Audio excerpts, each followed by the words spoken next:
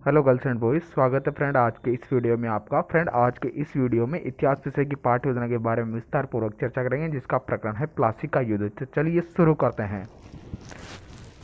Friend सबसे पहले जो आपकी दैनिक पाठ्य योजना डायरी है उसके ऊपर ही पूरा आपको पाठ्य योजना का क्रमांक लगा लेना है, जो भी आपकी पाठ्य योजना का क्रमांक है। उसके पश्चात में जिस विद्यालय में आपका प्रशिक्षण प्रोग्राम चल रहा है उस विद्यालय का आपको नाम लिख देना है, दिनांक लगा देनी, विषय हो जाए आपका इतिहास विषय और प्रकरण हो जाएगा प्लासी का युद्ध, कक्षा हो जाएगी 8। इस प्रकार से आपको ये सारी खानापूर्ति कर लेनी है, समयावधि वगैरह। फ्रेंड वीडियो में आगे बढ़ने से पहले मैं आपको बता दूं, अब तक आपने हमारे चैनल को सब्सक्राइब नहीं किया है या आप चैनल पर नए हैं तो प्लीज़ चैनल को सब्सक्राइब कर लीजिए और घंटी वाले आइकन को ऑन कर लीजिए, ताकि भविष्य में आपको बीएड से संबंधित सारे अपडेट आपको प्राप्त हो सके और आप किसी भी विषय की पाठ्य योजना की समस्या का समाधान आपके हो सके। फ्रेंड वापस आते हैं वापस आपकी पाठ्य योजना के ऊपर। फ्रेंड देखिए, मैंने आपको दो कॉलम लिखा है, स्टूडेंट के उद्देश्य और अपेक्षित व्यवहारगत परिवर्तन।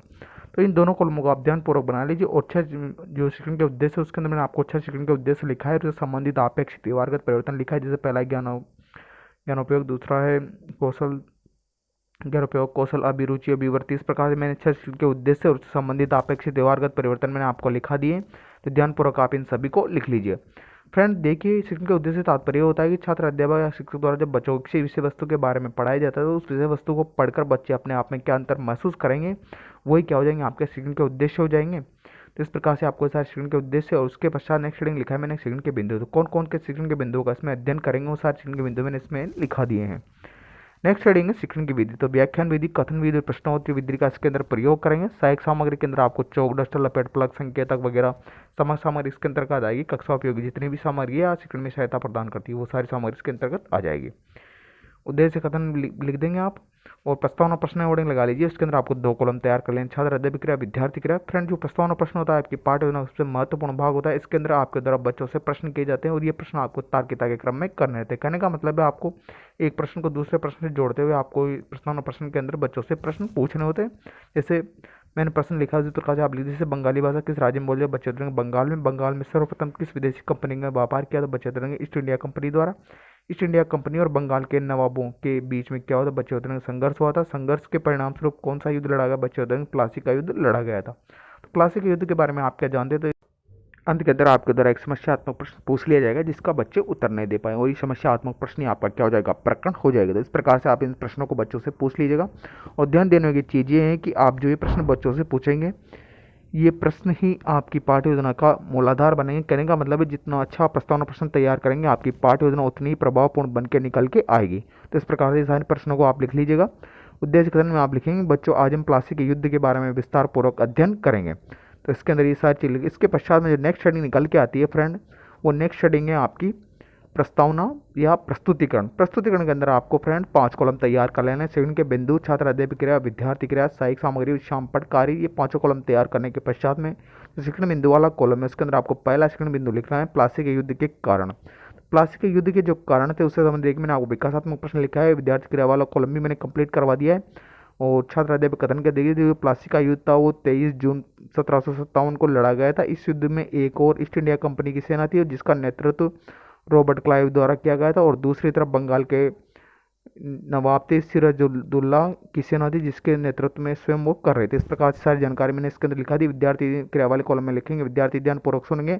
और देखिए मैंने चार्ट भी लगाया, प्लासी का जो युद्ध था वो लड़ा गया उससे संबंधित मैंने चार्ट चिट भी बनाया गया और इसका जो शामपट कार्य है वो भी मैंने कंप्लीट करवा दिया है। ब्लैक चार्ट लगा के उसके अंदर मैंने लिख दिया है। तो आंतरिक संघर्ष और षड्यंत्र इसका कारण थे, वो सारी चीज़ें मैंने इसके अंदर भी लिखा दी। इसके जो बोधात्मक प्रश्न भी मैंने लिखा है, जैसे प्लासी का युद्ध कब लड़ा गया था, बच्चे उत्तरेंगे 23 जून 1757 में लड़ा गया था। बंगाल के नवाब का क्या नाम था, बच्चे उत्तरेंगे सिराजुद्दौला उनका नाम था। तो इस प्रकार से आप ध्यानपूर्वक इन सारी चीज़ों को कंप्लीट कर लीजिएगा। नेक्स्ट पेज पे फिर से वही 5 कॉलम तैयार कर लें। शिक्षण के बिंदु, छात्र क्रिया, विद्यार्थी क्रिया, सहायक सामग्री, शामपट कार्य।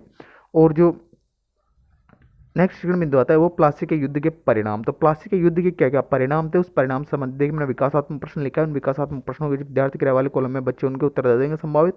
और छात्र अध्यापक कथन में जो प्लासी के युद्ध द्वारा बंगाल में ब्रिटिश साम्राज्य की नींव डली, अंग्रेजों द्वारा नवाब बनाया गया। प्लासी को युद्ध वास्तव में युद्ध नहीं लड़ा था बल्कि एक प्रकार का षड्यंत्र था। क्लाइव के इस युद्ध को क्रांति की संज्ञा दी गई थी। कंपनी का नेतृत्व रॉबर्ट क्लाइव ने किया था और जो था सरकार कहते हैं इस युद्ध में भारत में मध्यकालीन युग का अंत हो गया था और आधुनिक युग का शुभारंभ हो गया था। इस प्रकार से जो जो चीज़ें इसकी जो परिणाम निकले थे वो सारे उसके अंदर मैंने देखिए सहायक सामग्री के अंदर उनकी चार्ट वगैरह भी लिखा है और बोधात्मक प्रश्न भी मैंने कंप्लीट करवा दिए। और जो इसका जो शामपट कार्य वो भी लिखा है। जैसे प्लासी युद्ध के जो परिणाम थे, ईस्ट इंडिया कंपनी की विजय हुई, बंगाल के नवाब की हार हो गई, कंपनी का नेतृत्व इस कपूरल्लाह ने किया था, बंगाल सिराजुद्दौला थे। वो जो प्रमुख प्रमुख चीज़ें थी वो मैंने शामपट कार्यक्रम में इसमें लिख दी है, तो ध्यानपूर्वक आप इन सारी चीज़ों को लिख लीजिएगा। नेक्स्ट पेज पे फिर से वही 5 कॉलम तैयार कर लेने हैं आपको। और जो नेक्स्ट बिंदु आता है वो है आपका प्लासी के युद्ध के लाभ।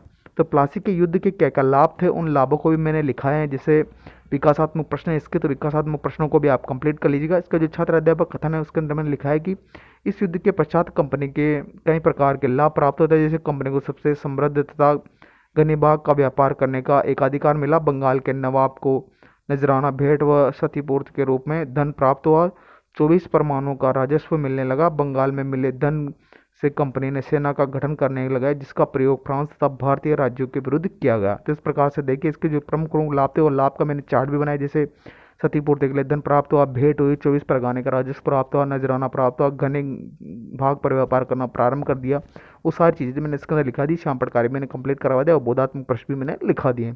इसके पश्चात में नेक्स्ट हेडिंग निकल के आती है वो है मूल्यांकन प्रश्न। फ्रेंड, जो मूल्यांकन प्रश्न होते हैं वो छात्र अध्यापक द्वारा पूछे जाते हैं, और इसलिए पूछे जाते हैं ताकि उसने जो विषय वस्तु बच्चों को पढ़ाई है वो बच्चों ने सीखी है अथवा नहीं सीखी है, कितनी सीखी है, इस बात की प्रतिपुष्टि या फीडबैक ली जा सके। इस वजह से ये प्रश्न छात्र अध्यापक द्वारा बच्चों से किए जाते हैं ताकि वो उनका मूल्यांकन कर सके। वो उनका मूल्यांकन किसी भी प्रकार से किया जाए, त्रिलघुतरात्मक, लघुतरात्मक, निबंधात्मक, बहुविकल्पात्मक, किसी प्रकार के प्रश्नों से उनका मूल्यांकन कर सकते हैं।